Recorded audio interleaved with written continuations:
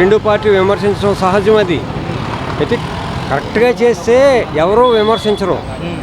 విమర్శ అనేది ఏ ప్రభుత్వానైనా విమర్శిస్తారు. మంచి చేస్తే ప్రతి ప్రభుత్వాన్ని పొగుడుతారు. కొన్ని రాయితీలు ఉన్నాయి. లేబర్ అనేది ఆ రాయితీల కోసం ఎదురు చూస్తూ ఉంటారు.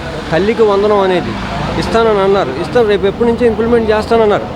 తర్వాత ఇది లేడీస్ ఫ్రీ బస్ అన్నారు, అది కూడా ఇంప్లిమెంట్ అని పేపర్లో సాక్షిలోనే చూశాను. అయితే కొంచెం వీళ్ళు చెప్పడం ఏంటంటే గవర్నమెంట్ లో బడ్జెట్లో ఉంది కాబట్టి ఈ కొన్ని ఇంప్లిమెంట్ చేయడం కొంచెం కష్టసాధ్యతంగా ఉంది, నిదానంగా ఇంప్లిమెంట్ చేస్తామని అంటారు. కరెక్ట్ కాదండి. ఎందుకంటే నేను గవర్నమెంట్ ఫామ్ చేస్తాను, ఎవరిని విడిచిపెట్టను అనేది కక్షపూరితంగా మాట్లాడి వ్యవహారాలు అంటారు. ఇప్పుడు గవర్నమెంట్ వస్తాను, గవర్నమెంట్ రాకపోతే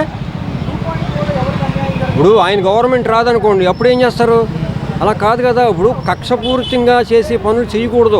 ఈ గవర్నమెంటే కాదు, ఇంకో గవర్నమెంటే కాదు, రిటైర్డ్ ఎంప్లాయీస్ ఉన్నారు. ఆ ఎంప్లాయీస్ని అరెస్ట్ చేయడం అనేది వాళ్ళు చేసిన తప్పులేంటో ఎవరికి తెలుసు? మనకు తెలియదు కదా.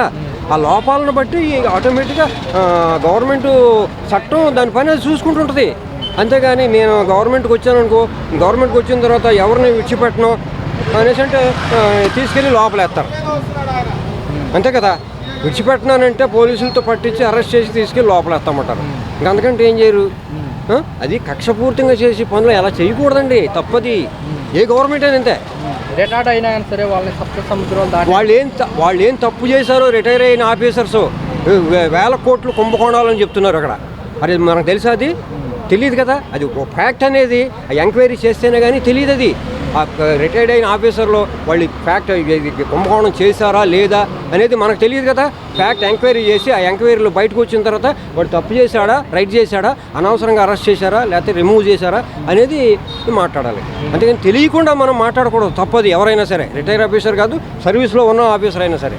అది ఈసారి సినిమా వేరే లెవెల్లో ఉంటుంది, సినిమా చూపిస్తాను, కార్యకర్తలకి చెత్తపేట అని చెప్పేసి కూడా అనుకున్నారు మీరు. అది తప్పు అండి, అలా మాట్లాడకూడదు. ఒక హోదాలో ఉన్న వ్యక్తి ఆ రకంగా మాట్లాడకూడదండి. ఎవరైనా సరే, ఏ మనిషి అయినా సరే ఒక హోదాలో, ఒక సీఎం హోదాకు వచ్చి ఇది ఉన్నప్పుడు ఒకరిని విమర్శించి కించపరిచి మాట్లాడకూడదు. నువ్వు వచ్చిన తర్వాత నువ్వు ప్రజలకి సేవ చేయడానికి, ప్రజలకి మంచి చేయడానికి నీ ఇష్టం, నీకు ఫుల్ రైట్స్ ఉంటాయి. కాబట్టి నువ్వేదైనా చేయొచ్చు. State supreme of you. Okay. కాబట్టి నిన్ను అడ్డం కొట్టేవాడు ఎవడో లేడు.